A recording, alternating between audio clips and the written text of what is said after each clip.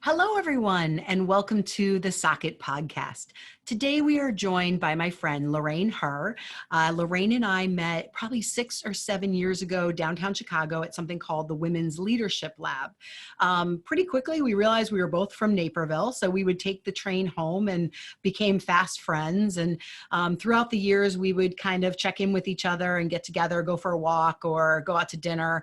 And probably 5 or 6 years after we met, we figured out that we grew up maybe 15 minutes from each other and we went to the same high school. So that was kind of a fun little fact there. But welcome, Lorraine. How are you doing today? I'm doing well, Cathy. I'm delighted to be on the Socket podcast, and I look forward to our conversation today.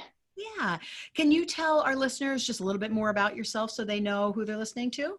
Absolutely. So I am a self-described Jersey girl, and it was actually in Hunterdon County where Cathy and I both went to high school in New Jersey. So to find ourselves both out in Naperville, I think is kind of like finding a diamond in the rough. You know, we were very fortunate. I went to college in Ohio and then wound up working in Washington, D.C. for a couple of years and going to graduate school in Washington, D.C. I loved the East Coast, but I found a great job opportunity in Chicago. So in the early to mid 90s, I moved to Chicago to work in advertising. And so since that time, I've been in some sort of advertising, marketing, professional realm. And currently I'm with a plumbing distributor called First Supply that's based in Wisconsin. And I'm responsible for the 4 Kohler signature stores that First Supply owns. And those are located in Edina, Minneapolis, Minnesota, Milwaukee, Wisconsin, Kansas City, Missouri, and Detroit. Nice. And I've been in Naperville for 21 years now. And you have kids, correct? I do. So my husband and I just celebrated our 26th wedding anniversary. And we are the proud parents of 2 lovely young men. Emerson is our oldest, and he is studying aerospace engineering at the University of Colorado Boulder and is going into his senior year. And then our youngest just finished his freshman year at the University of Alabama and is looking to study business and finance. Mm. Well, and I've been to Lorraine's house a couple times, and I know her family. You're all pilots, correct? They're correct. All of us, our younger son who never took to aviation, and but he has us all beat. He's a nationally ranked competitive water skier, so none of us can touch him on that front. And if he needs to go someplace, then we can fly him. Right. Well, and another really interesting fact about Lorraine is she is a beekeeper. And I don't know if you currently have bees, but I've been to her house to harvest the honey. And her hive honey, I've actually sold it at my practice, and it is as local gets. So that's been a fun experience to have. We brought the kids over to carve out, you know, the chunks of the hive and the honey strains all through. It's such an interesting process, and we were thrilled to be a part of it when we came to your house. So yeah, no, it was, I mean, it's always wonderful to share that experience. And it was just particularly joyful when we shared it with you and your now husband and the kids, because, you know, we were using a manual centrifuge. And so it required some labor. And so I have to always remember to thank you for cranking that heavy centrifuge and helping us spin out 18 or so honey frames. It was a lot of fun. It was. Well, today we are talking about the topic of organization. And it's funny, when I asked Lorraine to be on the podcast, I threw out a couple of ideas and said, you know, it's just send me a few back that speak to you. And she mentioned this one. And it's one of those things that I am not good at. I'm good at, you know, there's some things I'm like, I am really good at that. And I own that. I'm not, you know, I don't like pat myself on the back too much about it, but there are other things I'm really not good at. And organization is one of those things that not only am I not good at, but it's been something that has been kind of embarrassing through my life. A quick story, maybe 4 or 5 years ago, I partnered with a local photographer named Terry Roper, and we created something called the Journey of Motherhood project.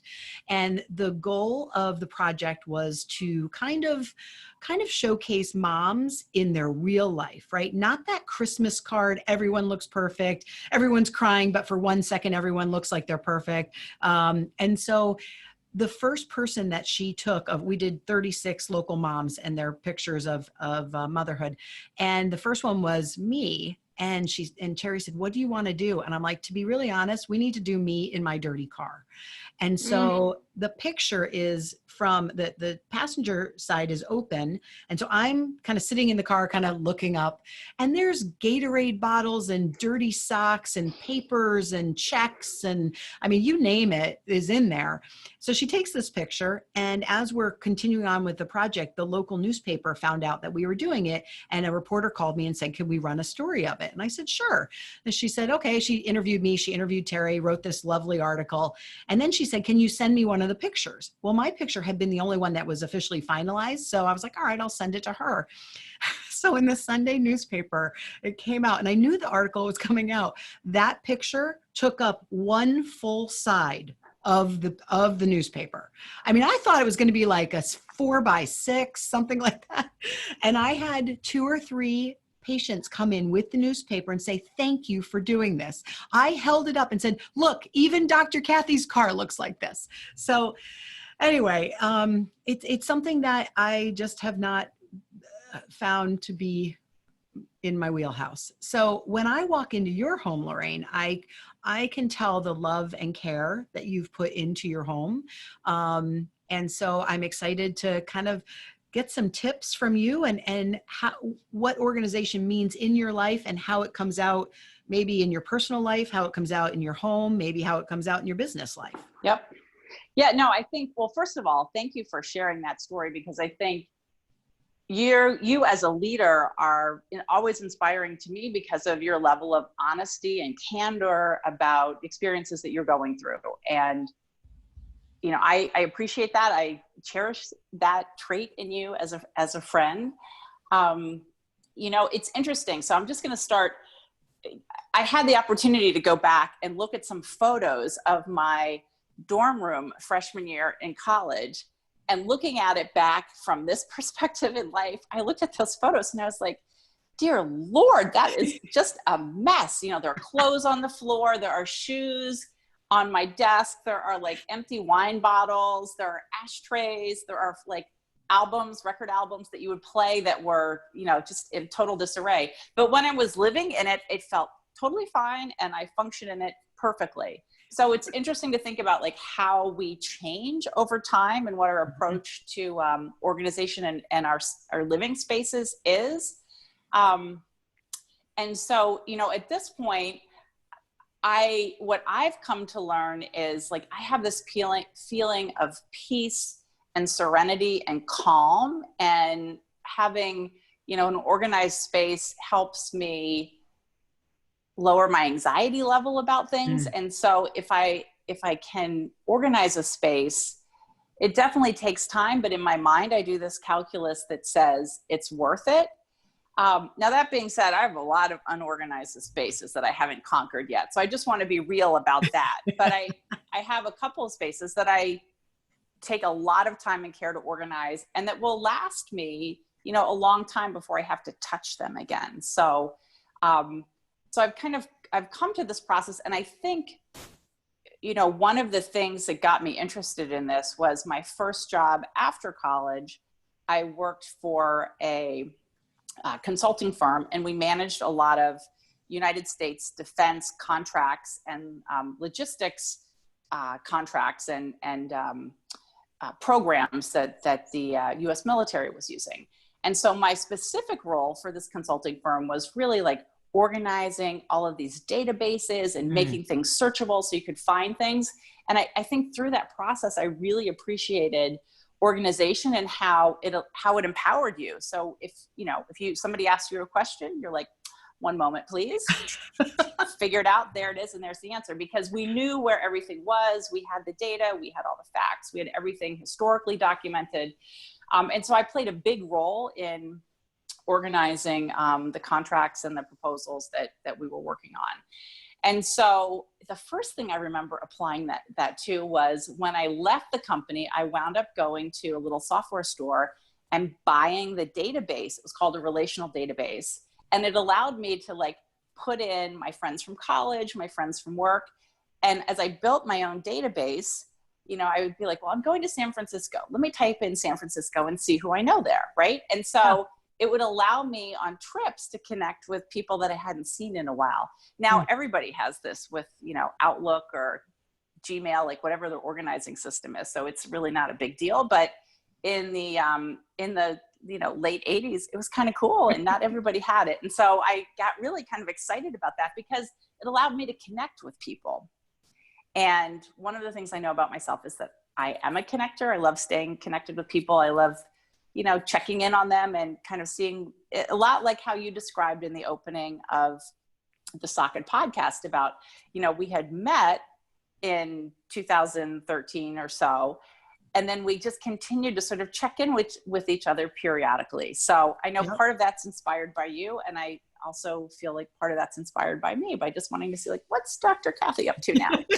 I'm causing some sort of shenanigans, you know, some sort of ruckus is always going on around me. So I think, you know, just in terms of organization, like I try to focus on what some of the benefits are. So having that relational database allowed me to stay in touch with people. And, you know, currently I find that organization just lowers my stress level and anxiety and makes my home a little bit of a sanctuary. I had the privilege of hearing a renowned interior designer speak, like Cher. She goes by one name, and her name is Clodagh.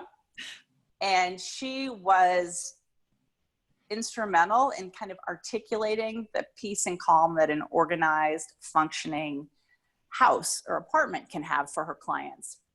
And you know, one of the examples that she gave, which is a little tangential to our conversation, but still somewhat germane, was Clodagh gave the example of, you know, when you're coming home every night and you walk through your front door and like the latch doesn't work properly. So you have to like fuss with it or jiggle it or, you know, put your key in twice to unlock it.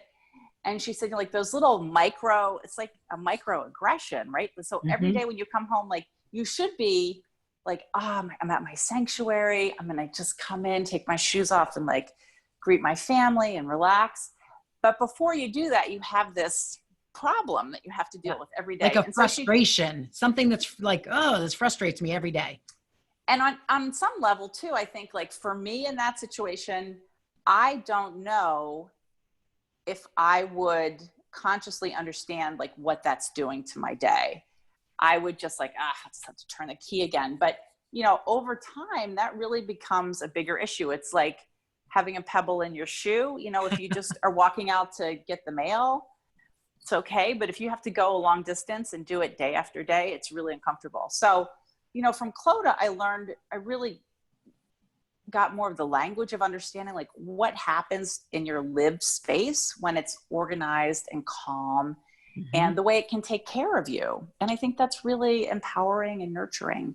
And so, you know, with that spirit, you know, when we were kind of redoing this house, I was just looking for like smart ways to store things. And, you know, I drove my builder a little crazy because I'd be like, you know, nobody's really using that corner. Can we just put a door on it and make it an extra closet?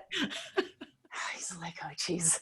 Okay, I guess we can. We honestly, like 1, 2, 3, 4, we found 4 different like closets that weren't in the drawing plans. But when we were going through construction, we're like, there's space here. We can keep suitcases here. Right. You know, there's space here. We can keep extra linens here. So we used them. Well, I would say of those closets that you created in my home, 3.5 out of 4 of them would just have clutter and like stuff I shoved in there because I was trying to clean up spaces that other people can see. Now, that was probably me 3 or 4 years ago. I've gotten significantly better at it. And I think probably in every Socket podcast, I'm going to bring up counseling because I just believe it's helped me so much along the way. And a shout out to Shelly, my counselor. She's incredible. But I was talking to her about my spaces one time, like, man, I just really struggle with organization and clutter. And she said that many times how you keep your home or how you keep your car can be a reflection of how you feel about yourself. And I was like, oh, yeah. I mean, and that kind of went along with when I'm feeling better, my house is cleaner. When I'm going through a little bit of a funk, I realize I haven't taken the time to put everything in the place it's supposed to be. And then when I walk in, you talk about that kind of moment of frustration. I walk into my kitchen and I'm like, and maybe I'm not really consciously thinking, oh, it doesn't look right. It's cluttered. There's stuff but I'm sure it does affect somewhere inside of me. And I've gotten to a place as I've gotten emotionally healthier, my spaces are cleaner. They're not perfect, but they are cleaner. And now I almost do the reverse. If I realize I wake up, maybe I'm having a rough day or something's going on. I'm feeling like I'm a little bit of a funk. Sometimes if I don't know how to defunctify myself, I'm sure that's a word somewhere. If I don't know how to do it, I'm like, you know what? I'm going to clean out the cabinet underneath my sink in the bathroom. And that helps to just shed some of that heaviness off. Right. And so there's a huge correlation between your own emotions, how you feel about yourself, and your spaces. Have you found that to be true for you? Yes, I agree with that wholeheartedly. And for me, it shows up in, at the end of the day and I'm trying to go to bed. I do try to make it a practice. I don't always do it, to just like make sure like all the dishes are put away, the countertops are wiped off, everything sort of looks okay, so that when I walk back down into my living space in the morning, I can feel like this is going to be a good day. Like no matter what happens, no matter what the weather is, I feel good just coming down to this wonderful space, and it greets me. It's one of the first things that I see in the morning. So, yep. There is something to be said for that. One of the things that's really helped me a lot, and it might sound a little crazy, but I love it, is I have a label maker. And so I knew you had a label maker. I knew it. I would have bet a lot of money on that. Just put it all on black. She's got a label maker. It's true. And so I was going to say, like, one of the things I've loved to do in my closet is to just label everything. Okay. And so I don't know how to flip my camera here, but I can show you. Oh, like, this is my wall of shoes.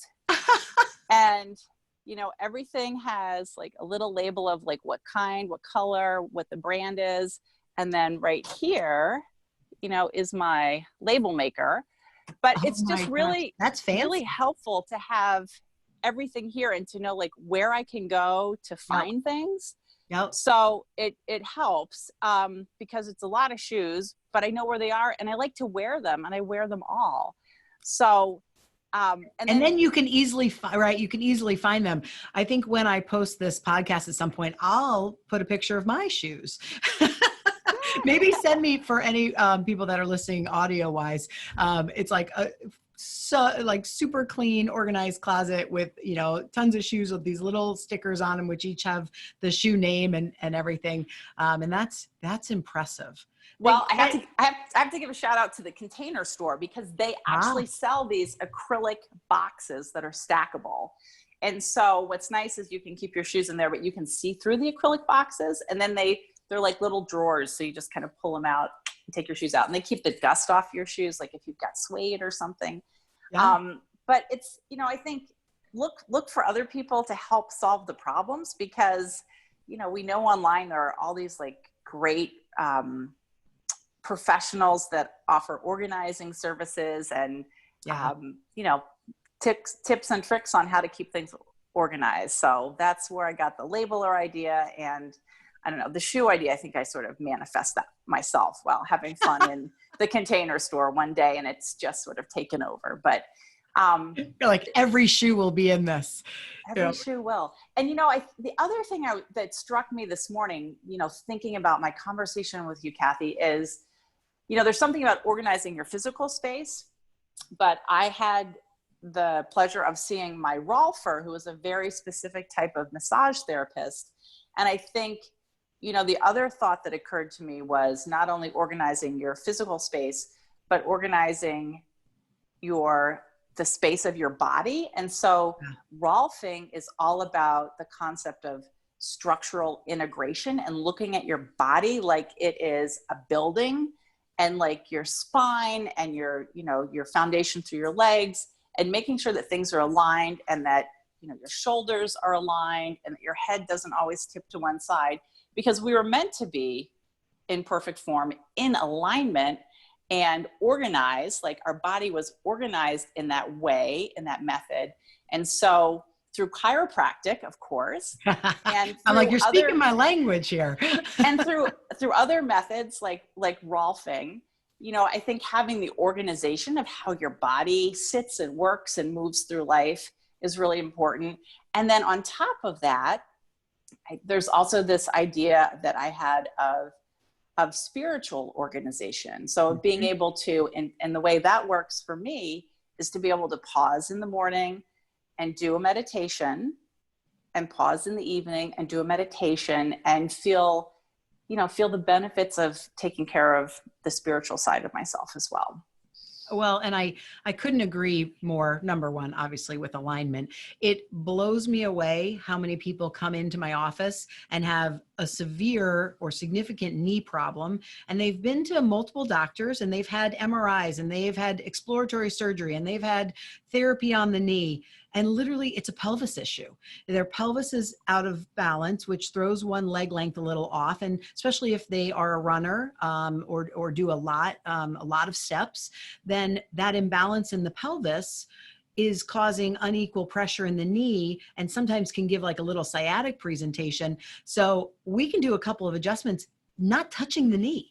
And they come back after maybe 1, 2, 3 visits. They're like, my knee pain's gone, because we've taken the actual causational factor, we've balanced that out, right?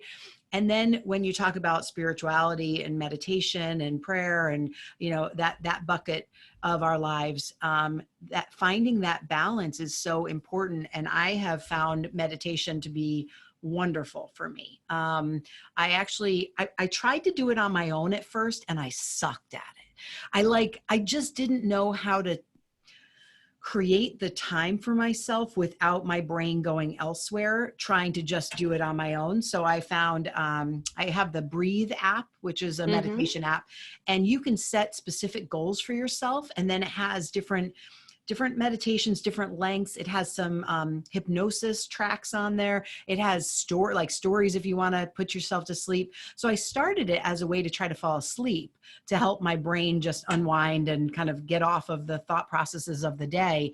But now I find in the middle of the day, if I'm feeling kind of sluggish, or I feel like, man, I just need a little rest, I'll go upstairs, set a 20-minute meditation. I don't fall asleep most of the times, but I just get into this deep state of relaxation. And then I pop back up, and I've got enough energy to get through the day.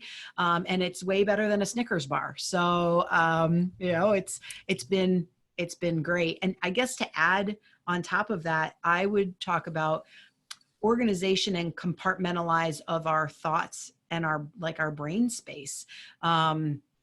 Part of Socket is talking about things that we need to toss in our lives, things that we need to recycle, and things that we need to elevate. And I know for myself, figuring out how to compartmentalize certain things that are going on in my life and put them in little pockets.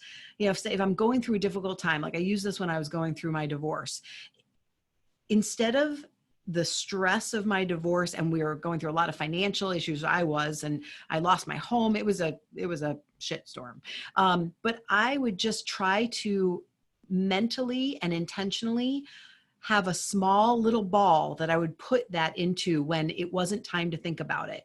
And that way I kind of just, instead of letting it be all on top of me at all hours of the day and kind of infect every part of my life with negativity, I could kind of take out that spot. I could open it up. I could look at it. I could deal with it. I could grieve. I could go through all the emotions. And then when I was like, okay, it's not time for me to do any action to make this better, I'd just close up that ball and then I'd move on with my day and intentionally look for happiness and joy and fun and being with my kids and being a good chiropractor and being a good business owner. And that helped me significantly. You know, it's interesting. I got started in meditation about 4 years ago, and I started with an app. I started with Headspace. Yeah. And one of the references that Andy, who's the guide for the meditations, would always say is that no matter if it's cloudy or rainy or sunny, you know, if you go above the clouds, it's always sunny, right? So I just love that reference, because no matter how hard your day is or how down you might be or how, you know, whatever the mood would be, like, you can count on the fact that the sun is out there. And so I love to think about how can I create moments of joy just in an ordinary, like, regular day. Like, they're there.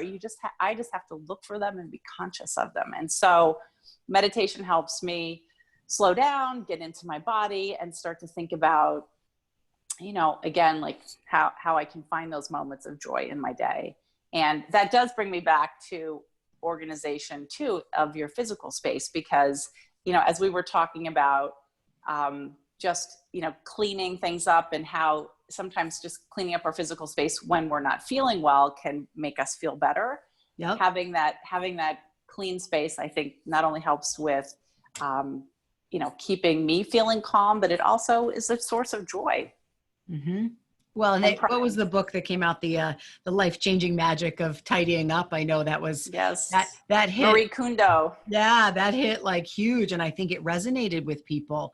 I haven't read it or listened to it because I know I would have to then spend the next year going through my house. So I figure I won't tap into that until I'm ready.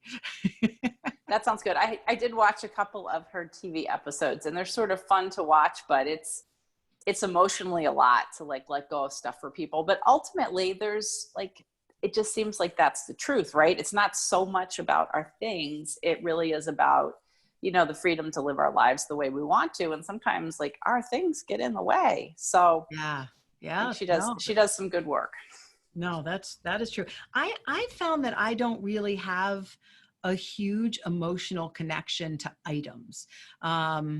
You know, I've lived in a number of homes, and when we leave, I just kind of turn around, all right, bye home. Thank you. I don't know why I can get rid of stuff from my past, pretty easily.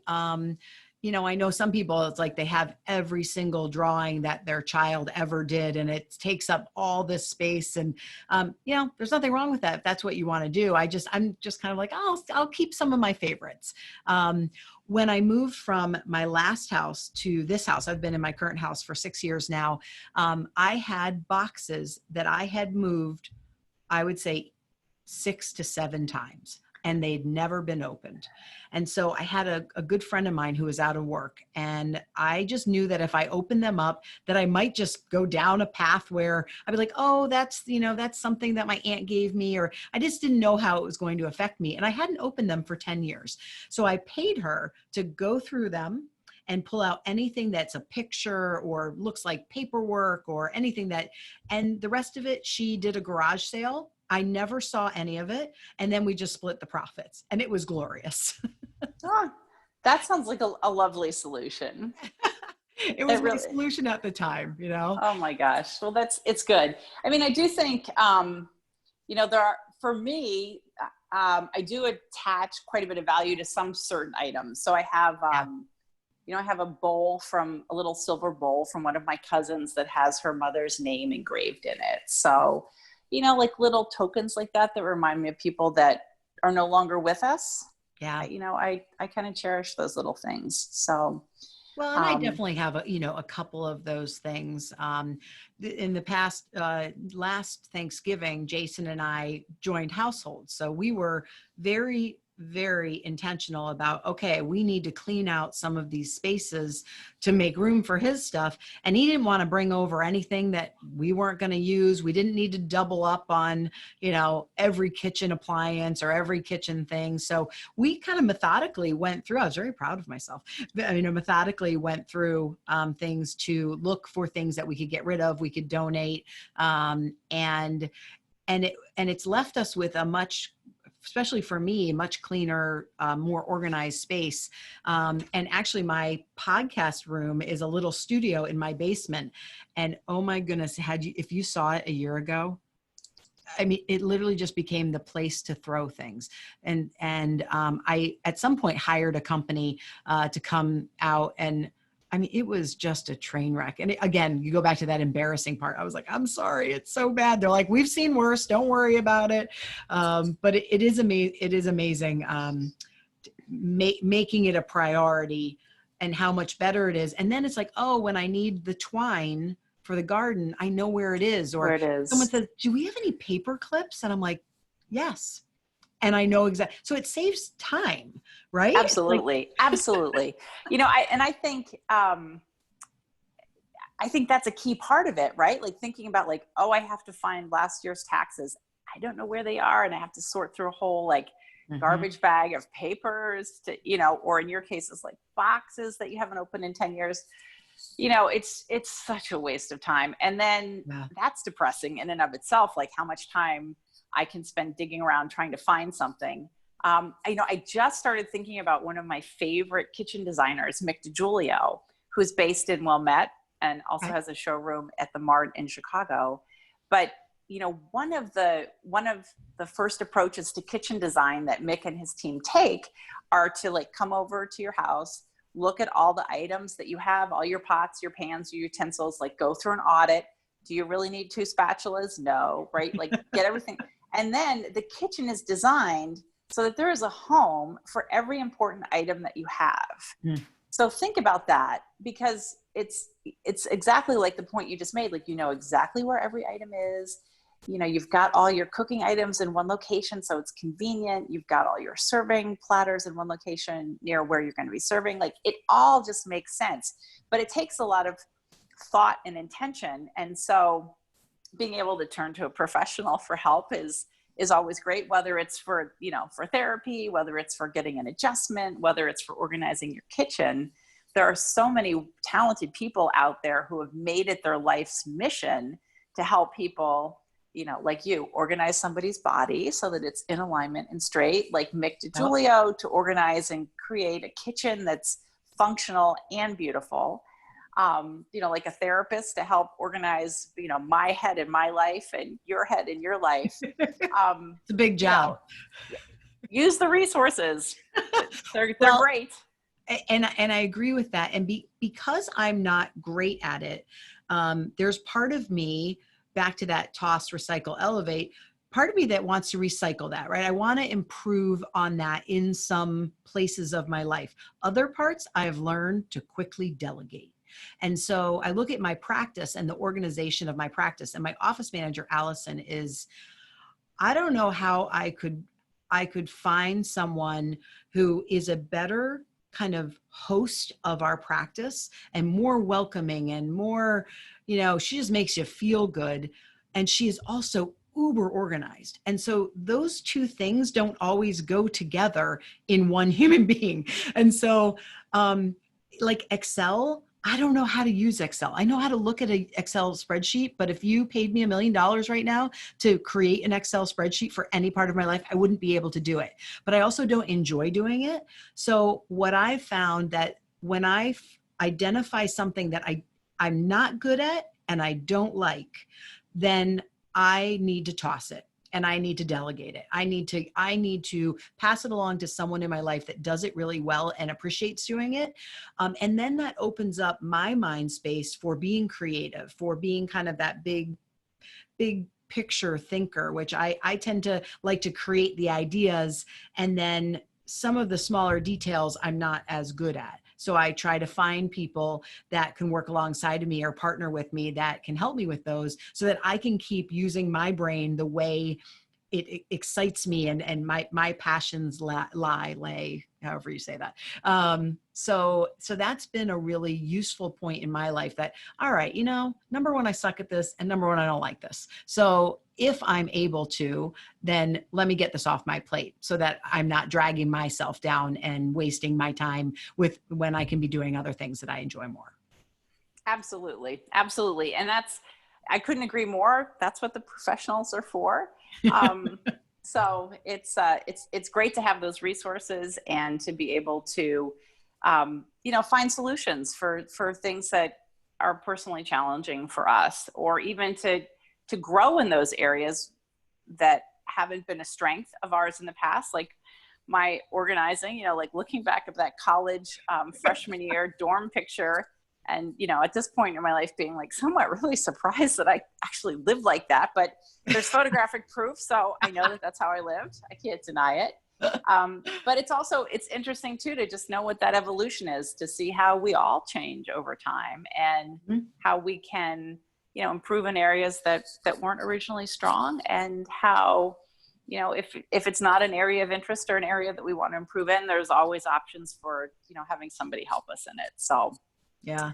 I think the universal organizational nightmare is our Tupperware drawer, or our, Pyrex glass. I know that Nick came down, my younger son. He came down one day, and we're still in the middle of COVID, and he hasn't been able to work. So he looked at me. He's like, "Mom, I don't have any money. Do you have any jobs that I could do to make some money?" I said, "You know what?" I said, I'll sit with you. How about, I was going to clean out all these cabinets. Why don't you help me? And so he created an organizational system for our Tupperware. And this was maybe 2 months ago. And we've still stuck by it. And it takes a little more time, right? You have to make sure that the pieces are together, or, if it's Pyrex, that the lids go on and that. But now when I need to put leftovers away, going back to that like lack of frustration, I'm like, oh, I go right there, I grab a container and I put it away. And that seems so ridiculously simple. And like, why haven't I figured this out until I was 46 years old? Because I've been scrambling and frustrated with Tupperware my entire life. Yeah. Right. Well, and I can relate to that, because, you put some leftovers in a Tupperware, and then you dig around to try and find a lid, and you can't find a lid. So then you're back to saran wrap or tin foil on top of it. And you're like, that's kind of a waste. Why am I doing that? So, I'm glad that Nick found a solution, and it obviously works because you're sticking with it. I know. I opened it up maybe a month later. I'm like, look, it still looks good. That's amazing. It's amazing. Well, I want to share one final story. When we were younger, our neighbor Angelica would come over and babysit the boys. If Mike and I were going out, or if I had something that I needed to do. She was wonderful. Mm-hmm. And so she became just a dear family friend. And one day I remember coming home, and she said to me, "Mrs. Herr, I hope you don't mind, but I've organized your kitchen." And I was like, that is the best gift anybody could give to me. And so, she took me through the closets and the cabinets and showed me what she had done. And I was like, right.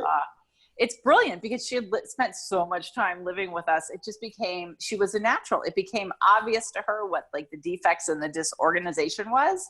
Right. And so she just fixed it. And to this day, I remember so many fun things about Angelica, but boy, that one was so unique, because it takes a special person to like come into your house and just sort of proactively decide to fix your kitchen. And then to do it so successfully, and to do it in a way that worked much better for me without me even, realizing that was a problem, right? Angelica could see it, and she understood how to fix it. And it was like a small miracle that happened that day. That's awesome. Can you send her to my house? Oh, maybe she's maybe she runs an organizational business today. You know what? She's actually, and this probably might be a great job. She is a teacher. Oh yeah. You have to be really organized to be a teacher. She got her teacher certificate, and she's a very, very successful teacher in the local school district. So we're glad to still have her nearby. Oh, that's awesome.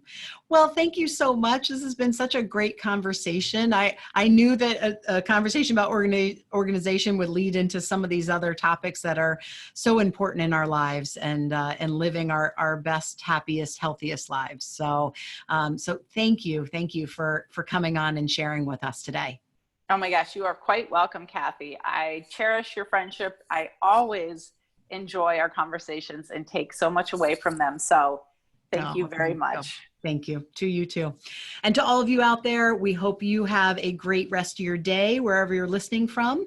And maybe head on home and organize one of those cabinets right now. You'll feel better for doing it. Everyone have a great day. Thank you.